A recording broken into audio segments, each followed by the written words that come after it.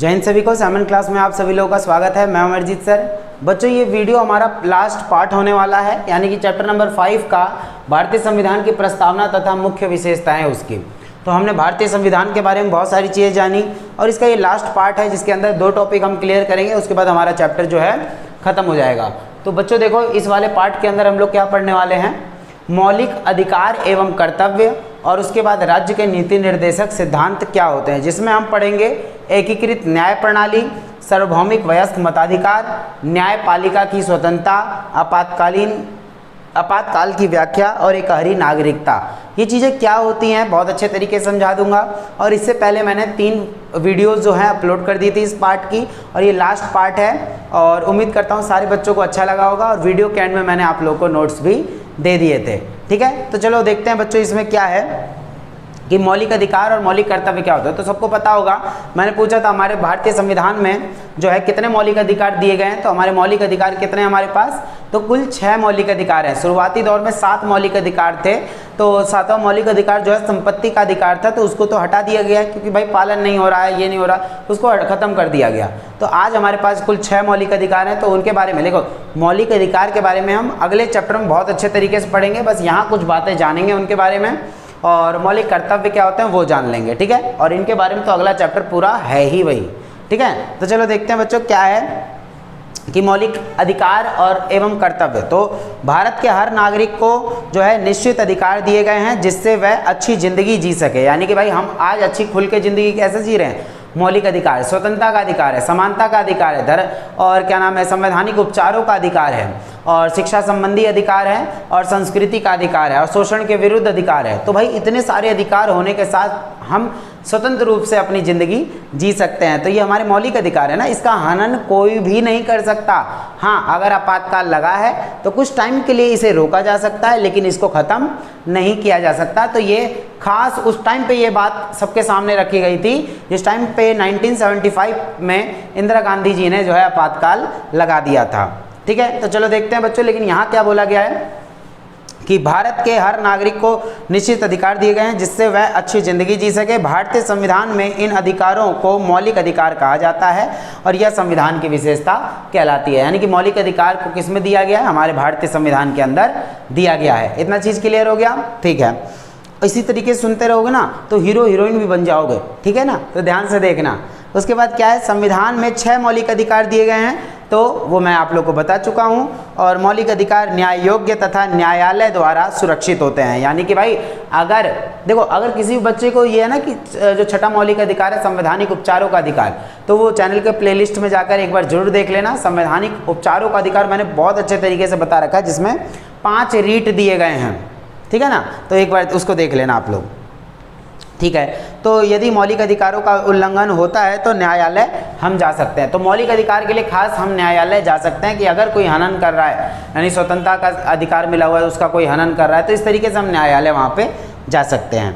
और 42वें संशोधन के द्वारा मौलिक कर्तव्य को संविधान में शामिल किया गया था।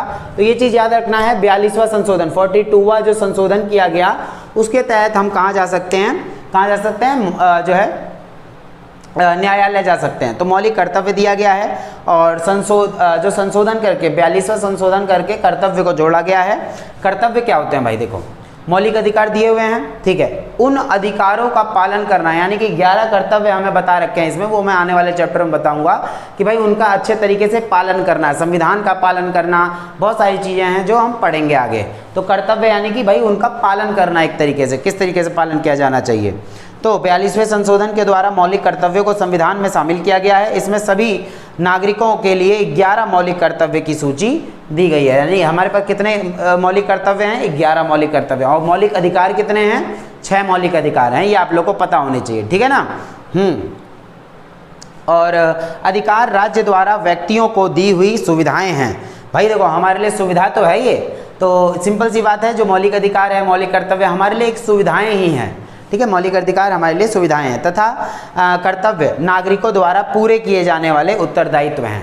ये चीज़ बहुत अच्छी चीज़ बताई है कि भाई मौलिक अधिकार क्या है हमारे लिए, जो है हमारी सुविधाओं के लिए दिए गए हैं, और मौलिक कर्तव्य क्या है कि हम वहाँ सरकार देखेगी कि किस तरीके से जो है जनता कार्य कर रही है। हमारा उत्तरदायित्व होता है, अधिकार नहीं है, ये उत्तरदायित्व है कि हम किस तरीके से जो है वहाँ पे कार्य कर रहे हैं। क्लियर हो गया सबको? ये चीज़ सबको याद रखना है।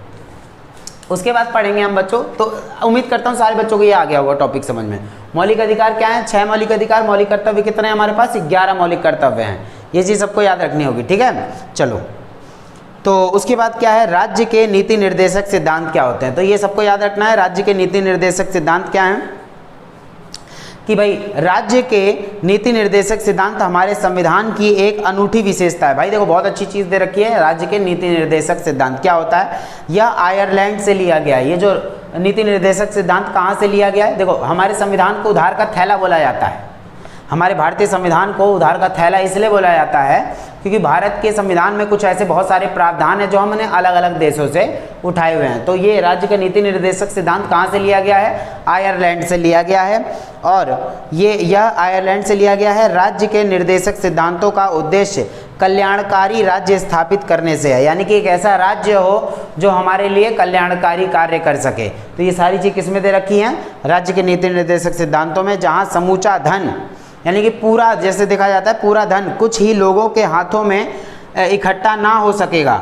इससे क्या होगा कि भाई सारा पैसा, सारा धन क्या है, किसी अमीर वर्ग के हाथों में नहीं होगा, बल्कि पूरे में जो है उसका फ्लो होता रहेगा। आप अगले पाठ में विस्तार से निर्देशक सिद्धांतों के बारे में पढ़ेंगे। अगला चैप्टर जो आएगा ना, हम उसमें बहुत अच्छे तरीके से निर्देशक सिद्धांतों के बारे में जानेंगे।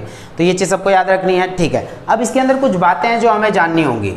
तो सबसे पहले एकीकृत न्याय प्रणाली क्या होती है वो हम जान लेते हैं। निर्देशक सिद्धांत आया समझ में, जो मौलिक जो हमारे संविधान में निहित है, दिया हुआ है। किसके लिए दिया हुआ है? कि राज्य हमारे लिए कुछ अच्छे अच्छे कार्य स्वतंत्र रूप से कर सके, राज्य के ऊपर किसी भी प्रकार की बाधा ना हो, केंद्र सरकार का उसके ऊपर दबाव भी ना हो। तो ये चीज़ तो बोली गई है। तो देखो इसमें क्या है, एकीकृत न्याय प्रणाली, यानी भारत में एकीकृत न्याय प्रणाली है। यानी कि क्या मतलब इसका? सर्वोच्च न्यायालय सबसे बड़ी अदालत है। एकीकृत न्याय प्रणाली यानी कि भारत के अंदर चाहे कोई भी हो तो वो किसी भी प्रकार की बाधा यानी किसी प्रकार का दबाव न्यायालय के ऊपर नहीं बना सकता। इसीलिए बोला गया है कि हमारी न्यायालय क्या है, कोर्ट क्या होती है। देखो देश का सबसे बड़ा कोर्ट कौन सा है? सुप्रीम कोर्ट, यानी कि सर्वोच्च न्यायालय। उससे नीचे जो है आपके हाई कोर्ट, और कुल हाई कोर्ट कितने हैं आज प्रेजेंट टाइम पे? तो 25 हैं। ये चीज़ आपको याद रखनी होगी, आने वाले चैप्टर में अच्छे से हम पढ़ेंगे।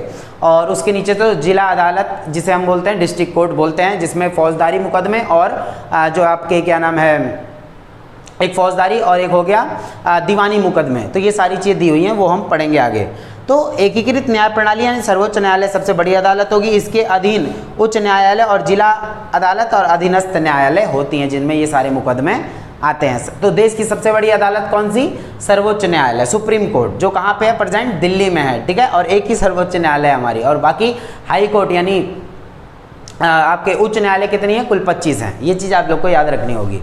चलो, ये एकीकृत न्याय प्रणाली आई कि भाई न्याय करने के लिए सिर्फ जो है कुछ प्रणाली जो बनाई गई है वो सुप्रीम कोर्ट या हाई कोर्ट ये करेंगी, न्याय करेंगी। अगर मौलिक अधिकारों का हनन होता है तो हम कहाँ भाग कर जाते हैं? जो है न्यायालय भाग कर जाते हैं। तो ये चीज़ सबको याद रखनी होगी। उसके बाद क्या है? सार्वभौमिक वयस्क मताधिकार। अब ये क्या है बच्चों? तो भारत में क्या है, 18 वर्ष से जो ऊपर हैं वो सभी लोगों को वोट देने का अधिकार होगा। उसमें प्रत्येक नागरिक जाति, धर्म, लिंग, जो है प्रजाति या संपत्ति के आधार पर कोई भी भेदभाव नहीं होगा, सभी लोगों को बराबर से वोट डालने का अधिकार होगा। तो ये भी मैंने बता दिया, सार्वभौमिक वयस्क मताधिकार यानी जो 18 से ऊपर है वो वोट डालने के लायक हो जाएगा। उसके बाद यानी अपनी इच्छा अनुसार किसी शासक को चुन सकता है। उसके बाद आ जाएगा एकहरी नागरिकता। अब ये भाई एकहरी नागरिकता क्या है? तो एकहरी नागरिकता यानी कि भारत देश में हम रह रहे हैं तो हमको नागरिकता कहाँ की मिली हुई है? भारतीय होने की नागरिकता मिली हुई है ना। तो ये चीज़ हमें याद रखना होगा कि संघीय राज्यों में आमतौर पर नागरिक दोहरी जो है नागरिकता का लाभ उठाते हैं। जैसे अमेरिका में दोहरी नागरिकता, राज्य की अलग होगी, उसके केंद्र की अलग होगी। तो भारत में एकहरी नागरिकता है। भारत में सिर्फ एक ही नागरिकता मिलेगी आपको, भारतीय होने की नागरिकता। आपको राज्य के नाम से नहीं जाना जाएगा कि आप जो है महाराष्ट्र के हैं, या बोल सकते हैं आपके उत्तर प्रदेश या बिहार, इन सब से नहीं जाना जाएगा। आपको जाना जाएगा आप भारतीय हैं, ठीक है। हमें गर्व है कि हम क्या हैं? भारतीय हैं। तो ये चीज़ है। इसका अर्थ चाहे वह किसी भी राज्य का निवासी हो या कहीं भी जन्म लिया हुआ हो और देश में कहीं पे भी जन्मा हो, भारत का ही नागरिक कहलाएगा। तो सिंपली क्या नागरिकता मिली हुई है हमको? भारतीय होने की नागरिकता, इंडियन सिटीजनशिप, ठीक है ना। तो ये चीज़ याद रखना है। उसके बाद है न्यायपालिका की स्वतंत्रता। अब ये चीज़ बहुत अच्छी कर दी गई है कि भाई न्यायपालिका स्वतंत्र रहेगी। न्यायपालिका कैसी संस्था है? एक स्वतंत्र संस्था है, यानी किसी भी प्रकार की उसके ऊपर बाधा दबाव नहीं होगा। अगर सिंपल सी बात है, अगर न्यायपालिका के ऊपर कार्यपालिका का या विधायिका का वर्चस्व होगा तो क्या न्याय होगा किसी के साथ? नहीं। कोई भी आएगा कि क्या करेगा? वर्चस्व जमाएगा किसी जज के ऊपर या न्यायपालिका के ऊपर, तो अपना फैसला वो खुद सुनवा देगा। इसमें गरीब और जो दलित हैं और जो नीचे मतलब वैसे हैं जो मुजरिम है भी नहीं, फिर भी उनको सजा मिल जाएगी, तो अन्याय होगा ना। तो इसीलिए खास बोला गया है, संविधान में खास लिखा गया है कि हमारी स्वतंत्र जो न्यायपालिका होगी वो बिल्कुल स्वतंत्र होगी।